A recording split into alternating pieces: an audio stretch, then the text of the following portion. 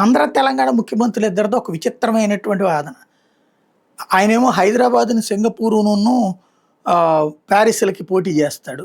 ఈయన ఇక్కడ అమరావతిని సింగపూరును వీటికి. మరి ఈ ఇద్దరు పోటీ పడాలేమో వాళ్ళతో. అసలు సమస్య అది. అనవసరమైన మాటలు. సరే పోనీ ప్రభుత్వంలో అధికారంలో ఉన్నారు కాబట్టి ఏదో చేస్తామన్నటువంటి ఒక టెంపో క్రియేట్ చేయడానికి మాట్లాడుతున్నట్టు ఒక అర్థం. కానీ ప్రతిపక్ష నాయకుడు మాట్లాడాల్సిన మాటలు, ప్రతిపక్ష స్థానంలో ఉండి మాట్లాడాల్సిన మాటలే ఆ స్వరంతోనే మాట్లాడుతూ ఉంటాం. రేవంత్ ఒక్కసారి ఆత్మావలోకనం చేసుకోవాలి.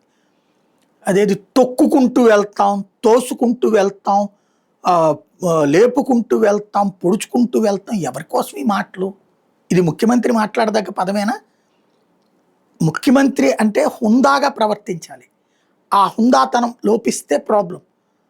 ఒక యోగి ఆదిత్యనాథ్ని చూడండి, ఒక శివరాజ్ సింగ్ చౌహాన్ ముఖ్యమంత్రిగా చేసినప్పుడు చూడండి, ఒక రమణ్ సింగ్ ముఖ్యమంత్రిగా చేసింది చూడండి.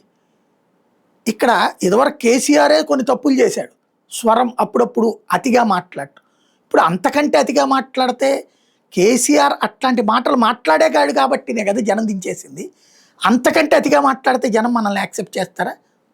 మనం 2050 దాకా ముఖ్యమంత్రి ఉందాం అనుకుంటున్నాం. 2050 దాకా ముఖ్యమంత్రి ఉండడం అంటే ఫస్ట్ మనం చెప్పినటువంటి సూపర్ 6 హామీలు అదేదో 6 గ్యారంటీలు అమలు చేసి చూపించడం. రెండవది ప్రజల్ని కన్విన్స్ చేయాలి, కన్ఫ్యూజ్ చేయకూడదు. అదేది ఫార్మా కోసం అని చెప్పి కేంద్ర ప్రభుత్వం నిర్దేశించినటువంటి భూమే కదా, సేకరించిన భూమే కదా తెలంగాణ రాష్ట్ర సమితి ఆ రోజున. దాన్ని ఇప్పుడు మనం ఫ్యూచర్ సిటీగా పెట్టి, ఫ్యూచర్ సిటీ కాదంటే తొక్కేస్తాం నొక్కేస్తామంటే ఏం పద్ధతి అది? రెండవది ఎవడైనా ఏమైనా సరే ఏదైనా చేయగలుగుతాం మేము అనేటటువంటిది అహంకారపూరితంగా కనిపిస్తే, కేసీఆర్ది అహంకారపూరిత ధోరణనే జనం వద్దనుకున్నారు.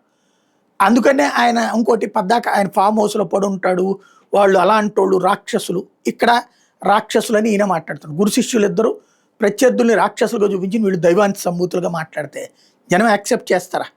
ఆలోచించుకోవాల్సింది.